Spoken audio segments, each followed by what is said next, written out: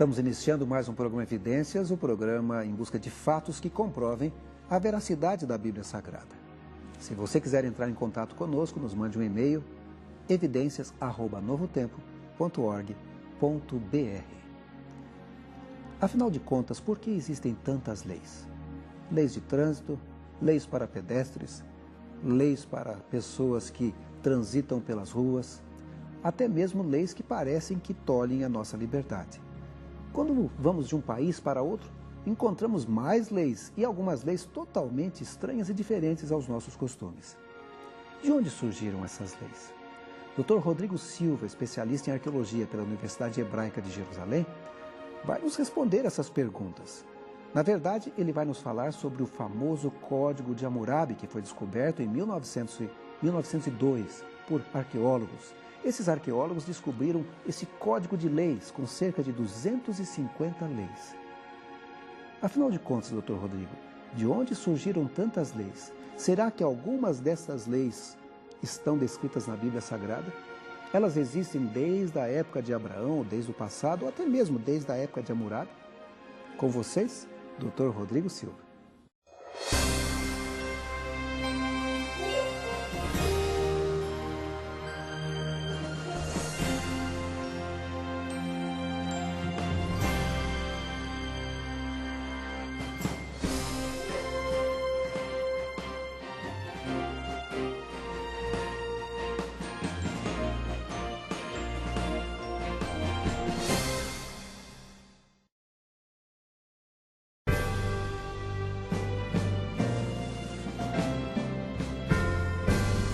Leis e regulamentos existem para organizar a sociedade.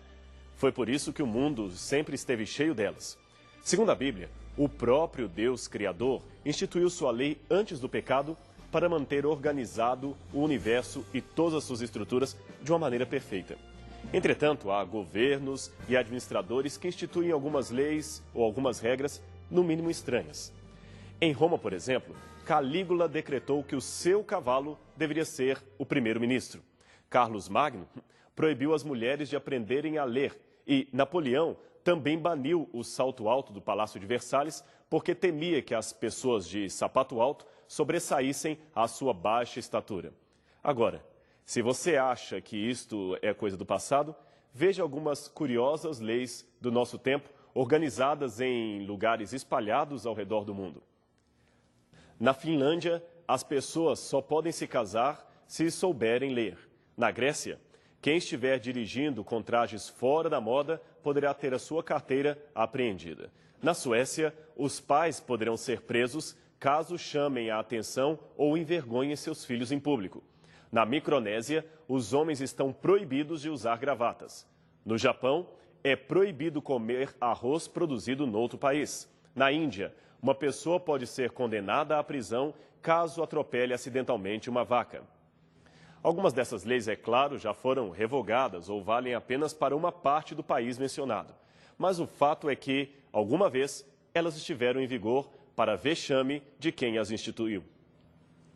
O Brasil também não fica de fora. Certa prefeitura resolveu promover luto oficial pelo falecimento de um bode que pertencia ao prefeito local. Noutra cidade, a Câmara de Vereadores aprovou verba para a construção de uma pista para pouso de discos voadores. Nos Estados Unidos, cada cidade e estado tem suas leis próprias. E, apesar de ser um país tão avançado, lá também é possível encontrar tais leis esquisitas. Veja essa coletânea de regras absurdas colecionada por um estudante de direito da Califórnia. É proibido sapos coacharem depois das 11 horas da noite. Isso foi em Memphis, no estado do Tennessee. Tirar os sapatos dentro do teatro também é proibido, caso se tenha chulé. Isso foi no estado de Illinois. Comprar sorvete depois das 6 horas da tarde também estava proibido em Newark, New Jersey. Entrar no teatro menos de 4 horas depois de ter comido alho também estava proibido. Isso foi em Gary, no Indiana. Também foi proibido andar de bicicleta dentro da piscina, em Baldwin Park, na Califórnia. Colocar um gambá na mesa do seu chefe também é proibido em New Bedford, Massachusetts.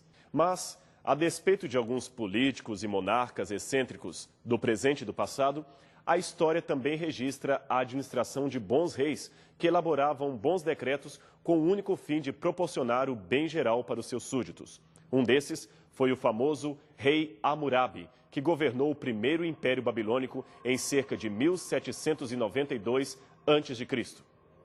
Seu nome, conforme o costume da época, elogiava uma divindade adorada pelos amorreus chamado Amu. Hammurabi, portanto, significa Amu é grande.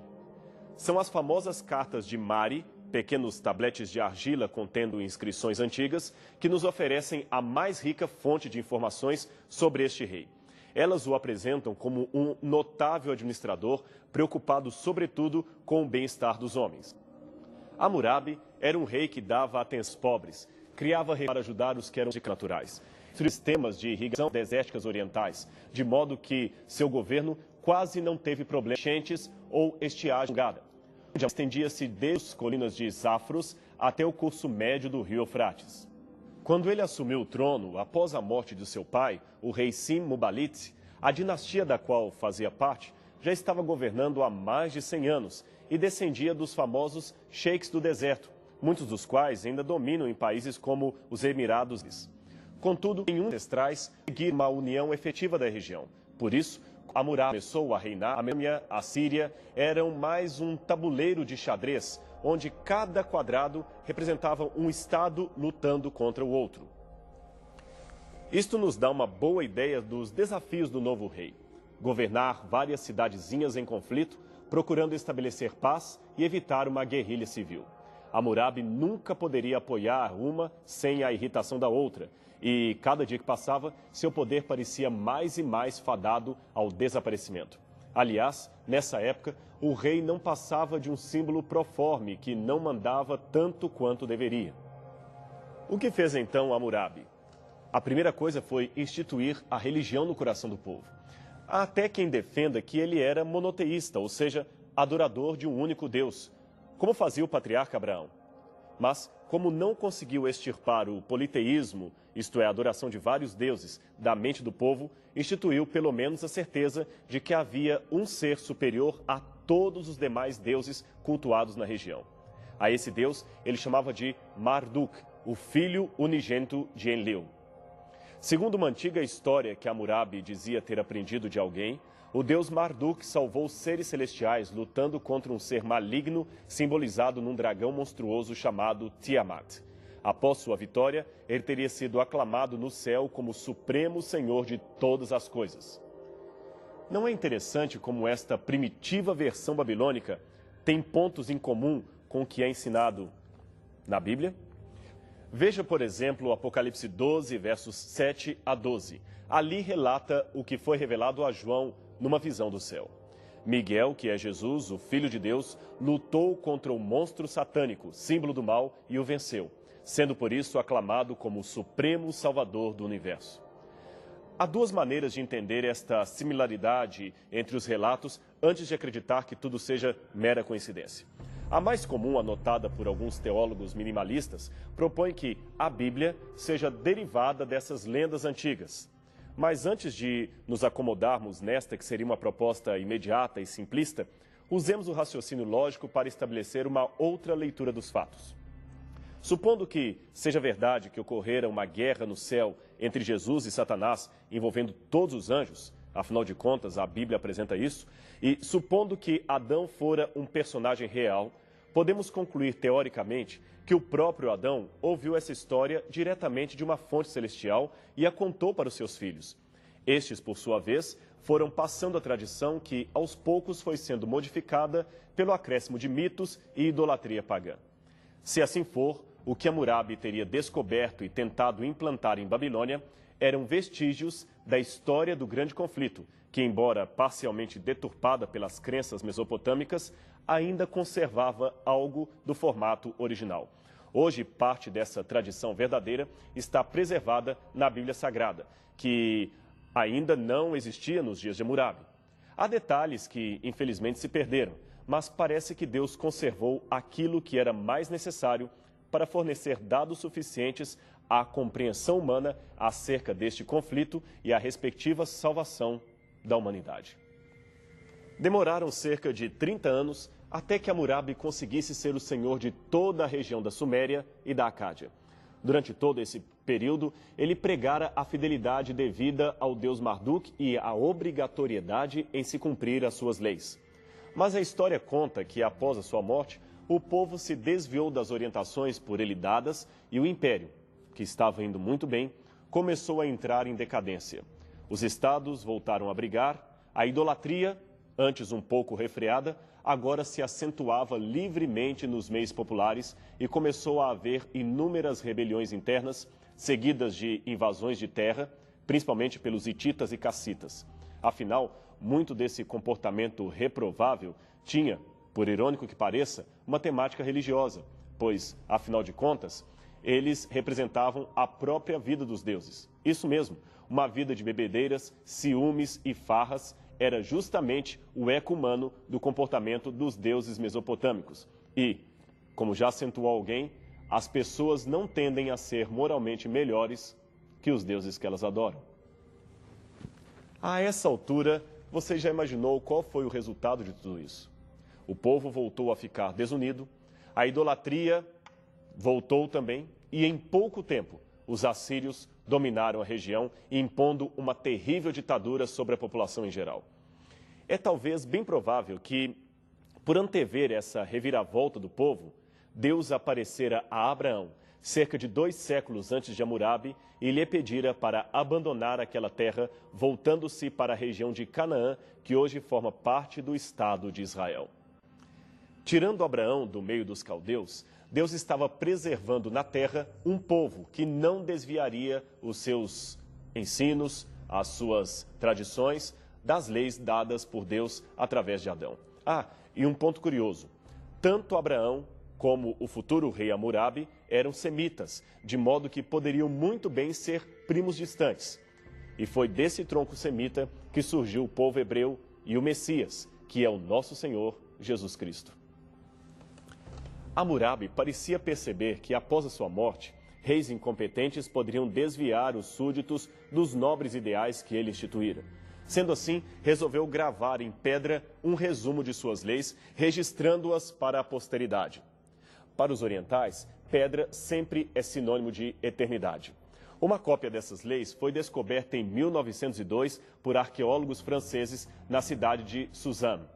Trata-se do famoso Código de Hammurabi, um enorme obelisco ou estela com mais ou menos 2,25 metros de altura, que hoje pode ser visto no Museu do Louvre, em Paris. Ele possui mais de 250 artigos legais que vão desde delitos contra a propriedade até ao desrespeito aos magistrados. Sua semelhança com muitos itens que seriam posteriormente escritos na Lei de Moisés são impressionantes. Do mesmo modo que faria Moisés mais tarde, Hammurabi também condenava a magia, a cobiça e o homicídio. Esses códigos parecem um tanto severos para nós que vivemos no século XXI e temos uma mentalidade evidentemente ocidental.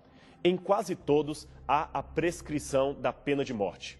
Num trecho, por exemplo, recomenda-se que fosse declarado que determinada casa estava em chamas e, nesse momento, se um dos ajudantes para apagar o incêndio fosse flagrado cobiçando ou roubando um utensílio da vítima, este sujeito seria imediatamente lançado no fogo para morrer queimado com o produto que ele roubou. Se alguém entrasse com violência numa casa e fosse apanhado no crime, seria morto e o seu corpo enterrado na própria casa para servir de lição aos demais. A mais famosa lei de Hammurabi, também registrada na Bíblia e ainda muito citada em nossos dias, é a chamada Talionis Leges, ou Lei do Talião, que você pode não reconhecer com esse nome, mas certamente já ouviu pelo ditado olho por olho, dente por dente. Talionis quer dizer em latim tal qual e leges, lei. Como o latim é a língua mater do direito moderno, assim ela acabou sendo registrada como Talionis Leges, ou a lei do tal qual. Ou seja, assim como João fez contra Cláudio, Cláudio pode fazer contra João. Mas não pense que isso era um código 00 do FBI, como nos filmes policiais, com licença para matar. O que a lei prescrevia era um limite para a vingança. Lembre-se que Hammurabi viveu num contexto em que as pessoas se matavam a troco de nada. Bastava sentir-se agredido para assassinar o outro. Ora, a família do que fora morto planeja vingança contra o assassino. Se o mata, aí já é a vez da outra família querer vingança e assim por diante. Noutras palavras, as vinganças repetitivas não iriam terminar nunca.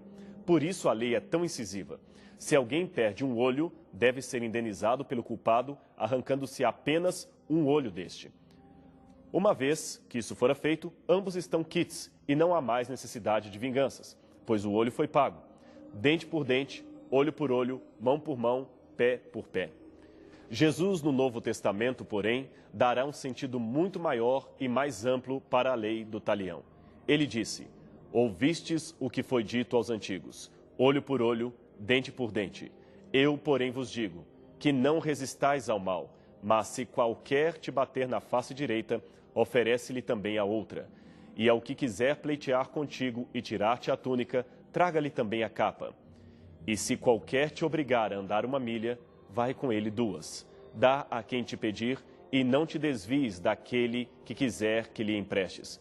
Ouvistes o que foi dito, amarás o teu próximo e odiarás o teu inimigo. Eu, porém, vos digo, amai a vossos inimigos, bendizei aos que vos maldizem, fazei bem aos que vos odeiam, e orai para os que vos maltratam e vos perseguem, para que sejais filhos do vosso Pai que está nos céus. Porque ele faz com que o sol se levante sobre maus e bons, e a chuva desça sobre justos e injustos. Pois, se amardes os que vos amam, que galardão tereis? Não fazem os publicanos também o mesmo? E se saudardes unicamente os vossos irmãos, que fazeis demais? Não fazem os publicanos também assim? Sede vós, pois, perfeitos, como é perfeito vosso Pai que está no céu. Mateus 5, 38 a 48. Há algumas lições significativas que podemos tirar da vida e obra de Hammurabi, o rei amorreu. Uma delas seria que, enquanto houve uma direção religiosa, enquanto o povo seguiu acreditando no único Deus e procurando cumprir a sua lei, eles andaram bem. Porém, a partir do momento em que essa ligação foi rompida, a sociedade ruiu. O mesmo se dá hoje. Se não houver um compromisso direto com Deus e sua palavra, de pouco adiantarão os esforços políticos e humanitários para convencer a população a ser boa, honesta e solidária. Lembre-se que foi não somente a consciência e não apenas o dever o bastante para aquele povo. Quantas coisas nós fazemos, mesmo sabendo que estão erradas? O Código de Hammurabi continuou em vigor por muitos anos após a sua morte, mas na prática o povo estava tão distante do seu cumprimento quanto o norte está do sul. As pessoas faziam comentários sobre os seus bons mandamentos, trocavam ideias sobre o que é ou não ético, mas viviam como se as normas fossem apenas para os demais. Não é esta uma situação muito semelhante àquela que comumente nós vemos hoje em dia? Pessoas dizendo com clareza o que deve ser feito, mas ninguém faz nada. Ficam apenas repetindo o óbvio, o que todo mundo já sabe, e na prática seguem o curso normal da maioria dos homens, que é o da transgressão aberta à lei de Deus. Como aconteceu nos dias de Hammurabi, a sociedade de hoje está perdendo a conexão com Deus único e com sua lei. Estão preferindo seguir uma variedade sem fim de gnomos, fadas, mestres espiritualizados, ao invés de adorar ao Criador de todas as coisas. Quando se fala de leis, normas e mandamentos divinos, apelam para sofismas estranhos do tipo: estamos na era de Aquário e cada um deve ser livre para fazer o que bem quer. Ou então, Jesus cancelou a lei no Calvário, inaugurando a graça. Não estamos mais debaixo da lei. É nesta hora que entra em vigor a descrição que Paulo faz dos homens no que ele chama de tempo do fim. Ele disse: lembre-se disto, nos últimos dias haverá tempos difíceis, pois os homens serão egoístas, avarentos, orgulhosos, vaidosos, xingadores, ingratos, desobedientes aos pais e não terão respeito à religião. Não terão amor para com os outros e serão duros, caluniadores, sem domínio de si, violentos, inimigos do bem. Serão traidores, atrevidos e cheios de orgulho. Amarão mais os prazeres do que a Deus. Terão a forma exterior da nossa religião, mas rejeitarão o seu verdadeiro poder. 2 Timóteo 3, versos 1 a 5. Sabe qual é a definição bíblica de pecado? 1 João 3, verso 4, nos responde que pecado é a transgressão da lei. Segundo a tradução utilizada na Bíblia de João Ferreira de Almeida, nós podemos entender o pecado como sendo uma transgressão da lei. Mas vamos tentar aprender um pouquinho do grego, a língua original do Novo Testamento, para compreender melhor o que João quis dizer. Como você sabe, nós já mencionamos, o grego foi a língua escolhida pelo Espírito Santo para usar aqueles homens para escrever as páginas do Novo Testamento. Você também sabe que, em português, temos os chamados radicais gregos. São partículas aportuguesadas de palavras gregas que passaram para o nosso idioma e são ditas no dia a dia sem, ao menos, sabermos que estamos falando grego. Por exemplo, nós não chamamos livroteca, o acervo de livros, mas sim biblioteca, porque vem de biblion, que quer dizer livro, no diminutivo em grego. Da mesma forma, ninguém vai a um cirurgião plástico e pede uma gorduspiração, mas sim uma lipoaspiração, que vem de lipos, que quer dizer gordura. Com isso em mente, voltemos a João. Na língua grega original, ele escreveu que pecado é, antes de tudo, anomia. Você sabe o que isso significa? É mais do que transgredir a lei. É viver como se a lei não existisse. A, em grego, é o princípio da negação, como acéfalo, sem cabeça, anorexia, doença de quem nunca tem fome, e nomos é lei, como autônomo, quem manda em si mesmo, e econômo, aquele que segue as leis da economia. Anomia, portanto, seria negar a lei, ou negar que a lei esteja em vigor. E tanto faz negar isto na teoria, como os que dizem que ela findou na cruz, como negar na prática, como os que a reconhecem, mas não a seguem. O exemplo da civilização de Hammurabi está claro para nos servir de lição quanto à importância desses dois pontos: crer no Deus único e cumprir os seus mandamentos. A desconsideração desses dois princípios é danosa e poderá custar muito caro à sociedade e à nossa vida pessoal. Portanto, mostre que você é uma pessoa sábia, tema a Deus e cumpra os seus mandamentos, para que você possa viver melhor. Você certamente jamais se arrependerá de ter tomado esta decisão. Afinal, Deus é a solução para todos os problemas da humanidade, quer sejam problemas atuais ou problemas do futuro. Que Deus abençoe você.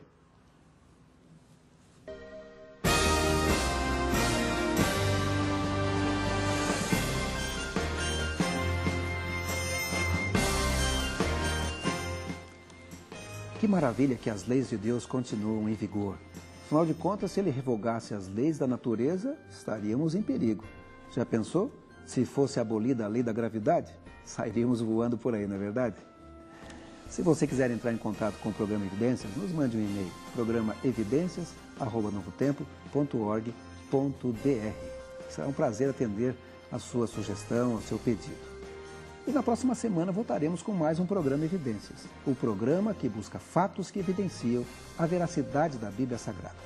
Até o nosso próximo encontro.